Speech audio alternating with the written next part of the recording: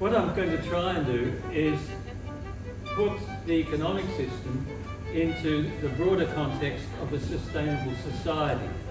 And by sustainable society, I mean one that is ecologically sustainable, socially just, more peaceful, and has a basic level of prosperity for everyone. So we're facing a whole range of existential threats to human society, or we sometimes call it to civilization. And climate change is obviously one of them, and we are experiencing now the increased frequency and intensity of a whole range of impacts: floods, heat waves, droughts, wildfires, frequency of intense hurricanes, and so on. Another existential threat to human civilization, so-called, is the threat of nuclear war. And it's very real right now. The US, the tensions between the United States and China, or particularly from the United States to China, the possibility of war between Russia and the whole of the EU, and the situation in the Middle East with the United States basically funding the genocide of the Palestinians. And Australia being tied in foreign affairs and defence to the United States would be involved and impacted in all these. The doomsday clock, which reflects the nuclear threat and nowadays also climate change, is now the nearest it's ever been to midnight, the catastrophe. It's 89 seconds to midnight. Increasing threats to social justice. The gap between the rich and the poor is increasing in Australia, the United States, many other countries, and on average in the whole world. And we're in a situation now with the rich more and more wealthy and more powerful politically. Social justice and environmental protection are linked not only through ethical or moral issues, but they're linked in a very practical way. If we look at income, for example, and this is a study commissioned every year by Oxfam, the richest 10% of all people on this planet are responsible for emitting half of all global greenhouse gas emissions. The middle 40% are responsible for 43% of emissions. So if we take the middle half in terms of income, together they're responsible for 92 or 93% of all greenhouse gas emissions. So that's us, almost all of us. The poorest half of the population are responsible for just 8% of emissions.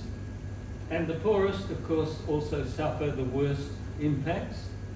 So we have the field of climate justice that actually brings together social justice and the environment. We have growing threats then across the board. In the environmental area, climate change is just one major threat, but there are threats to biodiversity, to our forests, to our fresh water, to our soils, and to air quality. There are numerous threats to social justice, with wages stagnating while prices rise. I've already mentioned the increasing gap between the rich and the poor, and I could add to that the decline in public services. The high probability of nuclear war I've mentioned, and the undermining of democracy by big business and rich individuals. We're seeing this in New South Wales with the right to peaceful protest being undermined severely. So all these threats taken together, there is now a new word for them, polycrisis. And the question arises, how can we deal with all these threats? As Chiu and I once said, in his day the world situation was trying to kill 10 fleas with 10 fingers, and we want to be able to hit them with one hand. Can we do this? Well, it turns out that they are linked together, and maybe we can, but it requires considerable effort. The current situation is that most campaigns from community organisations are specialised. They act on specific areas: climate change, pollution, poverty, housing, ill health, social injustice, war, and so on. And without these campaigns, of course, we would be now in an even more desperate situation than we are. But the problem is that they are not sufficiently addressing the underlying causes, the root causes of all these threats, of all the polycrises. And I argue here that one of the main driving forces is what we call state capture by politically powerful vested interests. And it's driving everything to a large degree. It's not the only cause, but it is a major cause of environmental and social impacts, of war, and of loss of human rights. And alongside that driver is the economic system. And I see the economic system as a driver in its own right, providing a system that constrains what governments and the people can do, but it's also a tool or a method of state capture. So let's look at the methods of state capture a little more closely. And what do I mean by state capture? I mean basically overwhelming influence on the nation state by powerful vested interests, and this goes far beyond ordinary corruption, where somebody pays a politician or something like that. We're talking basically of capture or strong influence on the major political parties, the public service, the media, and many other institutions in our society. And the tools of state capture are all well known: political donations and election expenditure, revolving door jobs between, for example, retiring ministers and the vested interests. We can go through these examples, but I think you're familiar with them. Concentrated media ownership, which is absolutely extraordinary in Australia compared with most other countries. Certain think tanks like the Institute of Public Affairs, so-called think tanks, the Australian Strategic Policy Institute, which basically is treated by the ABC, by our ABC, as an expert on foreign affairs and defence. But ASPI is funded by the American government as well as the Australian government and by the weapons industries. It is not an impartial source of advice. We've seen scandals recently about covert lobbying and about consulting, opaque consulting to governments. And last but certainly not least is this economic system that is confining what we believe we can do. And I'm going to focus especially on neoliberalism, which is an extreme form of capitalism. The neoliberalism basically says that governments have to be small, taxes should be small, and most major and social and political decisions should be made by the market, which is another way of saying by the 1% or the 0.1% who actually control the market. So the solution, in theory anyway, is that because individual environmental and social justice and peace groups are not individually powerful enough to change the system, we win small battles here and there, small struggles, small progress, but we're basically losing. That's the current situation. We are losing in all the areas, in environment, in social justice, in human rights, and in peace. So the logical step is to suggest that we form alliances between all these groups, because they're all the issues they're concerned about are affected very strongly by state capture. And those alliances must campaign against the methods used for state capture, and that includes the nature of the existing dominant economic system. So let's just skim very briefly through them, because you're all familiar. We've talked already about the first myth here, that the notion that endless growth in consumption on a finite planet is feasible and desirable. And you're probably familiar with the refutation. Simply looking at the planetary boundaries, and I've got bad news for you. The latest is that we have now exceeded 7 of the 9 identified planetary boundaries, and this is driven to a large degree by increases in economic activity. And we can, if we want to, we can divide those increases, which we might measure by GDP, into GDP per person and population, the number of persons. And they are two very strong factors in driving the disasters that we're facing, along with the kind of technologies that we have. So, and the other part of the refutation is to point to the very strong correlation between the time trend in GDP, economic growth, and the use of materials and energy in the world. And they're very closely correlated, especially materials. And they're correlated to the extent that it's fairly clear that we're talking about a causal relationship. Now, of course, in theory, it is possible to shift the emphasis in the economy to activities that are less material and energy and land intensive. But even those activities will still require material and energy and land resources. Even schools require buildings and equipment and data centers nowadays. And so the conclusion of recent studies is that so-called green growth is not really possible in the long term. Not only do we have to green the economy, but we have to deal with consumption, with growth. And in the energy sector, this was brought home very strongly to me by this graph. Those two bars represent the total global final energy consumption, the whole planet, electricity plus transport plus heating, in 2009 and 2019.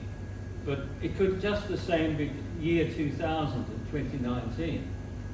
And the shocking conclusion from looking at that is, despite the extraordinary growth in renewable energy over recent decades, fossil fuels in 2019, just before the COVID pandemic, were 80% of all final energy consumption on the planet, just the same as they were in 2009 and in the year 2000.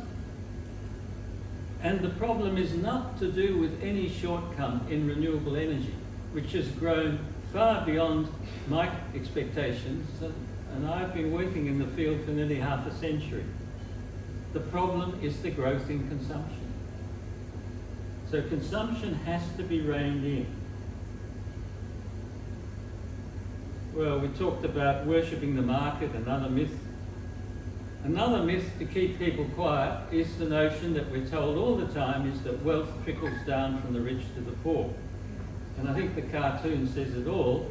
But even better, a major paper by Hope and Lindbergh, published in 2022, surveyed 18 of the OECD countries, the rich or fairly rich countries, over half a century. And they found that tax cuts for the rich basically lead to both, not only to higher income inequality, but they do not have any significant effect on unemployment or in economic growth, if you believe that economic growth is an important indicator of something in the community. This is a classic study. 50 years, 18 OECD countries. You might find a few exceptions, but in general, wealth does not trickle down. from the rich to the poor. It's the rich that get richer. And of course, we might this afternoon discuss a little the question of whether a government like Australia actually has to balance the budget. And it is now becoming certainly clearer to me that countries like Australia that have control over their money, they have monetary sovereignty, do not have to balance the budget. And not only do they not have to, but they don't in general. It is very rare that they do. And most of the time, when we have a deficit, we do not have massive inflation. Inflation is something that occurs under fairly exceptional circumstances, like in Germany between the world wars and in Zimbabwe. And you can identify other causes for that inflation. Okay, so what is the solution, as I said? So this is a bit like the gospel according to St. Mark, I suppose. I see that we need two components to the solution. We of course need a vision and positive action, and we need resistance to the current system. We have to weaken the methods of state capture, and that includes all of the ones listed there, and of course the dominant economic system, which really stands on feet of clay. It is a system that a group of us critiqued recently because it's supposed to rest on theory called neoclassical economics. And a group of sustainability scientists, including myself and an ecological economist, finally managed to publish a paper in a major international journal, a peer-reviewed paper, basically critiquing some of the fundamentals of neoclassical economics and showing that they're basically nonsense, to be polite, and basically presenting a case that neoclassical macroeconomics, that's the economics of whole countries, should be completely discarded. It is not only useless, it is harmful. And the microeconomics, although it has some uses in collecting data, which sometimes is quite useful, and it has a few other useful things, it also has a lot of assumptions which are just wrong, empirically wrong as well as theoretically untenable. So, okay, just maybe a final slide. So my argument is that we need to start exposing much more clearly to people who want to have a better society, not a utopia, but a better society.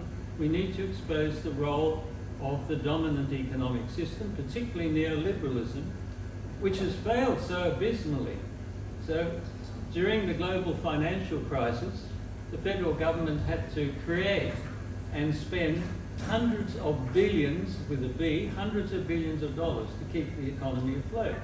And they did, and we did not get massive inflation at that time. And similarly during the COVID pandemic, massive government creation of money was required and spending. They create the money, in this case, by basically creating bonds. But it's not necessary to do that. Bonds have the disadvantage that the government has to pay interest on them. They can simply create the money. So the first steps, just in summary, and maybe we'll discuss them this afternoon in the panels, we do need to change our concept of well-being, relegating GDP to the trash heap as far as well-being is concerned. We need a range of measures, and some of those measures are simply, obviously, the universal public services that we all need. Better public health, public education, public housing, public transport, public parks, libraries, low-cost childcare and aged care, the basic fundamentals for a decent society. And this is not utopia, because we only have to look at the Scandinavian countries to see how much further they have gone than us along that track to providing universal basic services. And these, and as well as environmental indicators, must become surely the indicators of well-being. We have to remove subsidies to destructive industries like fossil fuels and reduce the funding for weapons, of course, and institute real taxation, substantial taxation on the destructive industries and on the rich. And that taxation does not, in the framework of modern monetary theory, that taxation is not to raise income from the money which the government actually can do anyway by creating money. It is to reduce the power of the rich and the large corporations to spend heavily and increase environmental impacts and also increase the risk of inflation. Obviously, we have to invest in green industries. We have to, and I would argue, we have to introduce a job guarantee with jobs provided by local government and registered community organisations funded by the federal government. And last but not least, support a circular economy, which previous speakers have mentioned. Absolutely essential. There is no way our industrial society on a global scale will ever get to the end of this century without transforming the way in which we use and reuse materials. We don't have the materials. If we use them at the current rate, it's not just materials for electric vehicles and wind turbines and so on, it's materials to maintain an industrial society. So we need a circular economy. So, okay, I'll skip the last slide, we can talk about that. No, the last slide is simply, well, I just feel that most people here will have already heard the arguments about how to fund a better society. For those who believe in neoclassical economics, we should cancel AUKUS submarines, shift to less expensive defence, which is defensive defence, remove the subsidies to fossil fuels. There's a whole bunch of useless spending. So if you believe that some governments have to balance the budget, then those actions will be important. But even if you don't believe, those actions, I would argue, should be taken. But using the insights from modern monetary theory, we can spend money into existence as was done during the global financial crisis and the COVID pandemic. There's no financial restrictions on doing that in a country like Australia that has monetary sovereignty. Similarly in the United States, Japan, China, and a number of other countries, but unfortunately not in the European Union countries, which have a common currency and are heavily constrained in this regard. And certainly state governments and local governments do have to balance their budget, or at least borrow money in the usual way.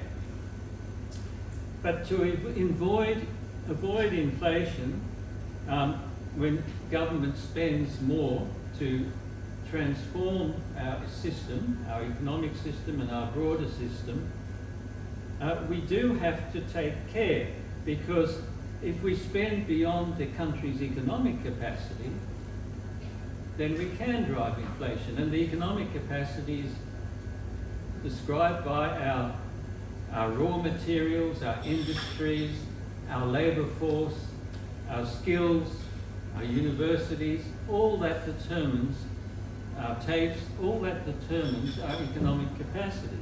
So clearly, as part of excessive government spending, part of that has to be devoted to increasing our economic capacity, our infrastructure, our training and education of the people that we will need. So there is a way forward, but it's a complicated one, and we can't move forward by only focusing on specific issues. We have to deal with the basics of state capture and the way in which the economic system feeds into that to help drive state capture and confine our decision making to very limited areas. So I'll stop there. Thank you for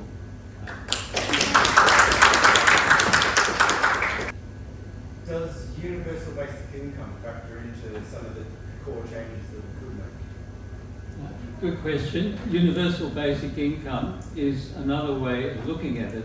I guess I've been convinced by Bill Mitchell that a better way is universal basic services and a job guarantee. And of course, for those who fall between the cracks, the usual support, only better. But I mean, there's a real debate between those who support universal basic income and universal basic services plus the job guarantee. There are real advantages to universal basic services and the job guarantee. See, the current situation is that inflation is controlled by putting people out of work. That's the whole idea. The neoclassical economics theory says that there is I'll spare you the term, but for those who are economists here, there is a thing called NAIRU, which is basically a level of unemployment which keeps inflation at a stable level. It's a completely fictional thing if you examine the theory, and I look at it as a scientist. It's complete nonsense. It doesn't exist, but that's the theory. So the current situation is the Reserve Bank and Treasury control, or try to control inflation by putting people out of work, by having a certain level of unemployment. The advantage of a job guarantee is that when you go through economic cycles and when the economy is not doing so well, there are more people supported by the job guarantee. When the economy picks up, people leave the job guarantee and move into the market economy. And Bill Mitchell and others have developed that. Mitchell's at the University of Newcastle. And so my feeling is I support more strongly the idea of a job guarantee together with universal basic services. But I'd be very happy to see universal basic income as well. That just takes away the choice. It forces people into a system which is just a reflection of the current system. Okay, you're entitled to your view, but neither system gives you a lot of choice. Yes, it does. Well, if the trouble is the governments take the view that they have to raise the money by taxation, and if they maintain that view, then universal basic income becomes far more expensive than what I'm proposing. That's a problem. But if you take a modern monetary theory view, then that objection is removed. Yep.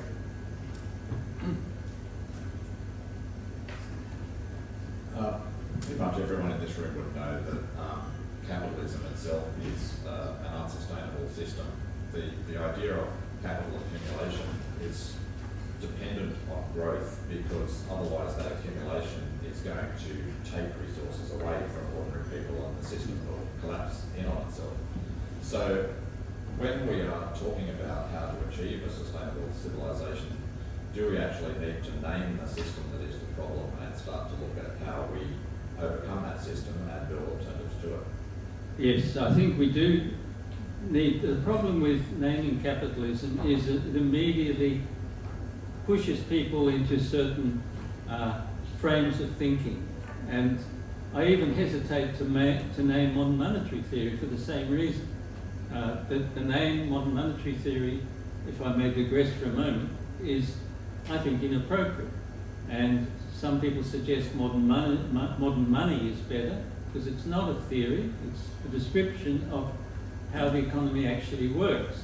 And monetary theory also has other implications. But coming back to capitalism, yes, capitalism is the fundamental problem, I totally agree, but we're in a situation where an extreme form of capitalism, neoliberalism, is tottering on the brink.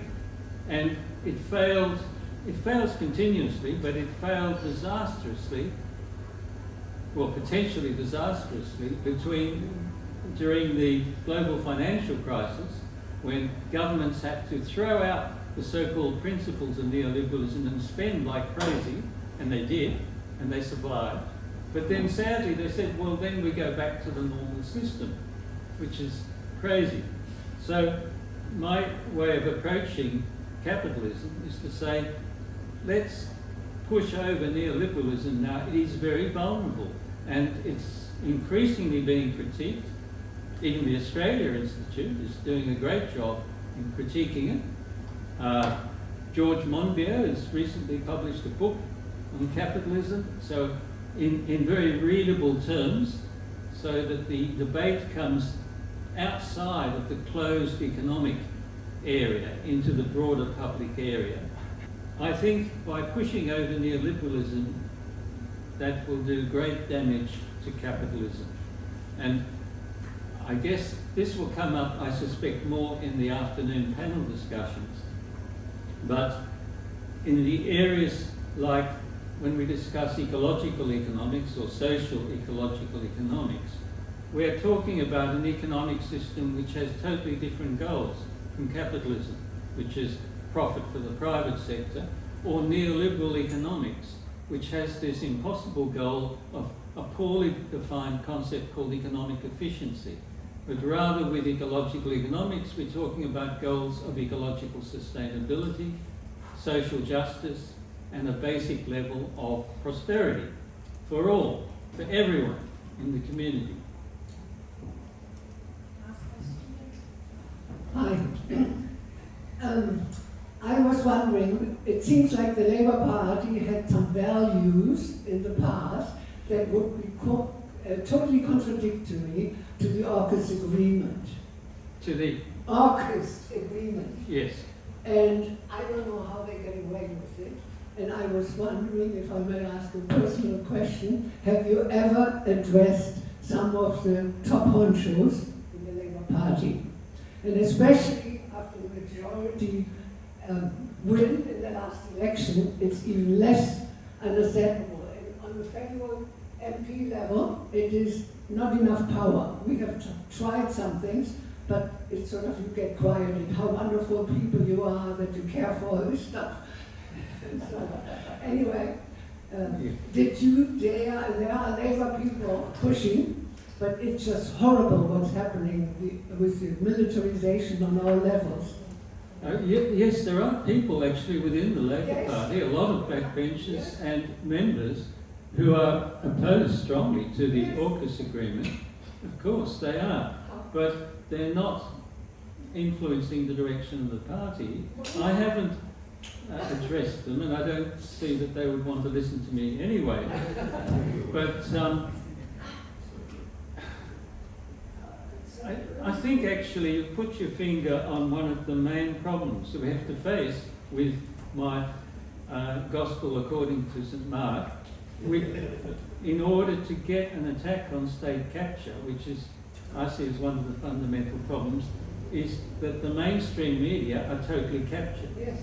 And I'm very unhappy, I have to say, with the ABC. Yeah. There are some bright lights within there, occasionally shining through, but David Marr's recent interview on Late Night Live of Chris Hedges, the journalist who spent time in the war zones, whether it's Gaza or many other places, was a complete disaster. He spent the whole time labouring the one point he wanted to make, that he thought that Chris Hedges was exaggerating the bias of the media on Gaza. And he wouldn't allow Hedges to say anything else. So I was really upset by listening to that, because I expect better from Late Night Live, which is one of the few bright sparks in the ABC. So I'm getting off the point. But yes, we have the problem of an alternative media. It means that we have to fund. We've got some great little outlets, but they're becoming so popular, it's harder and harder to get published in them. We've got Pearls and Irritations, we've got Crikey. There are a number of areas, some of the others are closed shops where they only publish their own people. So as one of the frustrations is trying to get the message out. In the good old days, I could publish 9 out of 10 articles, opinion pieces that I submitted to the Canberra Times would be published. Nowadays, a great big zero, impossible. So it goes. So the struggle is to create the alternative pathways to reveal the inadequacies of, amongst other things, the existing economic system.